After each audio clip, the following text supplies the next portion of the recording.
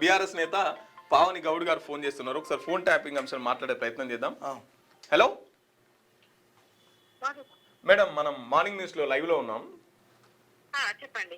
ఇప్పుడు ఈ phone tapping కేసులో రోజుకొకరికి సిట్టు నోటీసులు ఇస్తుంది కదండి, నిజంగానే ఫోన్ ట్యాపింగ్ జరిగిందంటారా?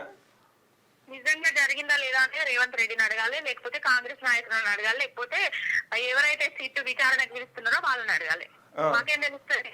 ఏదో మేము చట్టాలను గౌరవించే వాళ్ళం కాబట్టి ఏదో చట్టం ముందట పోయి చెప్తున్నాము. అసలు ఎక్కడ ఫోన్ ట్యాపింగ్ జరిగితే ఆధారాలు ఉంటే, సాక్ష్యాధారాలు ఉంటే బయట పెట్టేటోళ్ళు కదా. బండి సంజయ్ అంటున్నారు, తర్వాత ధర్మపురి అరవింద్ అంటున్నారు. వీళ్ళంతా కూడా ధర్మపురి అరవింద్ అయితే నా దగ్గర ఆధారాలు ఉన్నాయి అంటున్నారు. ఇగో లట్టి వాళ్ళు, పొట్టు వాళ్ళు ఊరికే మాట్లాడితే కాదు కదా అయ్యేది. సాక్ష్యాధారాలు ఉంటే బయట పెట్టాలి కదా. మీలాంటి న్యూస్ ఛానళ్ళకి ఇవ్వాలి కదా. సాక్ష్యాలు ఉంటే, ఆధారాలు ఉంటాయి. మీ ఇలాంటి న్యూస్ ఛానళ్ళకి ఇస్తే టెలికాస్ట్ చేస్తారు కదా. చెప్పడం అంతగా భయం అయితే బయట బండి సంజయ్ అనేటోడు బయట మాట్లాడితేనే అర్థం కాదు.